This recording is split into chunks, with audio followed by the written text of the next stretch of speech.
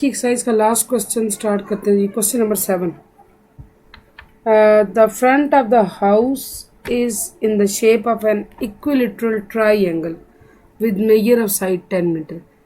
एक हाउस है, घर है, उसका जो फ्रंट है वो एक इक्विलेटरल ट्राइंगल की तरह आ रहा है, ठीक है, जिसकी साइड्स की लेंथ कितनी है? 10 मीटर। सबसे पहले आप देखें, फॉर एग्जाम्पल अगर हम एक, क्योंकि ट्राइंगल शेप का ऑब्वियस सी बात है, ठीक है, ये एक फॉर एग्जाम्पल घर की शेप आ रही है, ठीक है। अब जो घर का फ्रंट है वो इसकी बेसिकली इसकी बात हो रही है, इस पार्ट की। मैं इसको हाईलाइट करती हूँ ताकि आपको समझ आए, इस पार्ट की बात हो रही। तो देखिए क्या कहा गया है, ये फ्रंट ऑफ हाउस हो गया इक्विलिटरल ट्राइंगल। नाम से जाहिर है एक ऐसी ट्राइंगल जिसकी सारी साइड्स इक्वल होंगी। मैं आपको मिसाल देती हूँ। एग्जाम्पल ये एक ट्राइंगल है, ये भी 5 मीटर है लंबाई, ये भी 5 मीटर है लेंथ, ये भी 5 मीटर है। अब सारी बराबर है, तो ये कौन सी ट्राइंगल हुई? Equilateral triangle. Just as the case of square. Square कौन सी शेप है? उसकी सारी साइड्स इक्वल होती हैं, पता है ना आपको। तो इक्विलेटरल ट्राइंगल वो ट्राइंगल होती है जिसकी सारी साइड्स इक्वल होती हैं। अब इसको क्या कहा गया? मैं इसको नाम दे देती हूँ, चलिए नाम देते हैं ABC। और 10 मीटर 10 मीटर लंबाई कही गई है। अगर ये 10 मीटर है तो ये भी 10 मीटर होगा और ये भी 10 मीटर होगा। काफ़ी सी बात है ना, ठीक है। अब क्या कहा गया? Find the length of the house. अच्छा, ये अगर आपको समझ दोबारा मैं दोहरा देती हूँ कि उन्होंने कहा है कि मेजर ऑफ साइड 10 मीटर, एक साइड की लंबाई 10 मीटर बताई गई है। तो चूंकि ये है ही इक्विलेटरल ट्राइंगल, ऐसी ट्राइंगल्स की सारी साइड्स इक्वल होती हैं। अगर एक की लंबाई बता दी गई, इट मीन्स कि बाकी सब की लेंथ भी वही होगी, ठीक है। ये हो गया। Find the length of the house, find the height of the house, sorry यहाँ पे मैंने find the height of the house. Height कहते हैं ऊंचाई को, ऊंचाई ये बनती है, ठीक है। ये हमने एक स्लांट ड्रॉ कर दी, परपेंडिकुलर ड्रॉ कर दिया, इसको हम नाम देते हैं एक्स का। ये हमने मालूम करना है, ठीक है, ये हमने मालूम करना है। और ये जो पॉइंट है ना ये वाला, इसको मैं नाम देती हूँ डी का, ठीक है। अब हमारा जो कंसर्न रह गया ना मेजर, वो है बच्चे ABC के साथ, ठीक है। ये आप बात ध्यान में रखें, ठीक है, कि हमने क्या करना है। अच्छा, हाइट मालूम करनी है ना। अब देखिए मैं आपको इस शेप को ज़रा क्लियर करके ड्रॉ करके बता देती हूँ। ये हाउस का फ्रंट है, ठीक है, ये है जी 10 मीटर। ये साइड थी A, ये B थी और ये C थी। हमें कहा गया कि आप हाइट बताएं। हाइट ही होती है, इसको हमने x का नाम दिया और अपनी आसानी के लिए इसको D का नाम दे दिया, ठीक है। अगर ये 10 है सारा का सारा, BC 10 है, तो अगर इसको हाफ ऑफ करें तो ये कौन सा होगा? मैं इसको अलग कर लिखती ताकि आपको समझ आए। ये 5 मीटर होगा, ये 5 मीटर। क्योंकि अब हमारा कंसर्न पता है किसके साथ हो गया?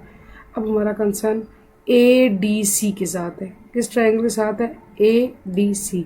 अच्छा, अगर ये 10 मीटर था BC, तो मैंने ऊपर आपको लिख के बताया हुआ ये भी क्या है? 10 मीटर, ठीक है। अब आपका जब कनेक्शन होगा ADC के साथ, तो दो साइडों की लंबाई आपको पता है x मालूम करनी है। वही पुरानी चीज़ कि आप उसमें फार्मूला लगाएंगे पाइथागोरस से, लेकिन आप पहले चीज़ बात समझ लें।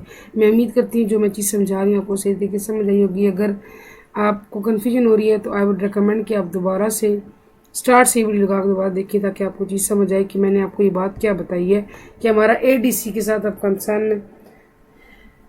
सोल्यूशन में लेट हाइट आप रख लें बच्चे x और वो क्वेश्चन मार्क हमने मालूम करनी है, राइट। अब आप क्या करें? अब आप ट्राइंगल लें। ये आपने मेंशन करना ज़रूरी है कि ट्राइंगल ADC में, in triangle ADC using Pythagoras theorem, ठीक है। अब वही बात कि AD बच्चों क्या है आपका? AD है जी परपेंडिकुलर है और x है मालूम करना है। फिर DC आपका, चले मैं लंबाइयों की ये भी निशान डाल देती हूँ। DC आपका बेस है एंड दैट इज़ 5 मीटर, ठीक है। ये हमने अलग कर दिया ना अपनी आसानी के लिए। फिर AC लेंथ की बात आती है। AC आपका हाइपोटेन्यूज है क्योंकि ये डायगोनल तरह है, तिरछा सा है, ये 10 मीटर है। तो जब आप मालूम करेंगे पाइथागोरस थ्योरम, तो वो क्या कहता है? उसके अकॉर्डिंगली हाइपोटेन्यूज का square is equal to perpendicular square plus base square, ठीक है। हाइपोटेन्यूज क्या है आपका जी, 10 परपेंडिकुलर मालूम करना है और बेस क्या है जी 5, ठीक है। मैं यहाँ बाकी साल का ताकि आपको समझ आए, 100 is equal to x square plus 25, ठीक है। जब आप इसको 25 उधर मूव करेंगे तो 100 में से माइनस हो जाएगा, माइनस होगा 75 आएगा। अब आप इसको फर्दर स्क्वायर रूट ले लें ताकि ये कैंसिल हो और ये कट गया, एक्स आ गया और ये 3 5 15 15 5 75, ठीक है। तो ये अब आप इसको देख लें, शॉर्ट सा मैं यहाँ कराती हूँ, 5 बार आएगा, 3 अंदर रह जाएगा, ठीक है। ठीक है, ये चीज़ तो आपको समझ आई भी है ना, पीछे कैसे समझा के आई हूँ। अब आपने क्या करना है, आइदर आप इसको ऐसे आंसर में करें या आप 5 इंटू अंडर 3 कैलकुलेटर से कैलकुलेट करके इसका आंसर मैं आपको भी लिखा देती हूँ, होगा 0.8660 मीटर। इसका आंसर यहाँ लिख के मल्टीप्लाई करके ये आपके पास फाइनल आ जाएगा। आप चाहें तो इस तरह आंसर करें, चाहे वैसे करें, इट्स अप टू यू, कोई इशू नहीं है, दोनों सेम है। एग्जामिनर बिल्कुल भी ये नहीं कहेगा, आपके आंसर गलत नहीं करेगा अगर आप दोनों में से कोई एक लिखते हैं तो, ठीक है। चलें, ये हमारा हो गया लास्ट क्वेश्चन। आई होप, मैं पूरी उम्मीद करती हूँ कि आपको समझ आया होगा। ये हमारा आज कंप्लीट हो गया जी 3.1। इंशाल्लाह कल हम शुरू करेंगे 3.2। तो आज के लिए इतना ही बहुत है। Thank you so much for watching. अल्लाह हाफिज़।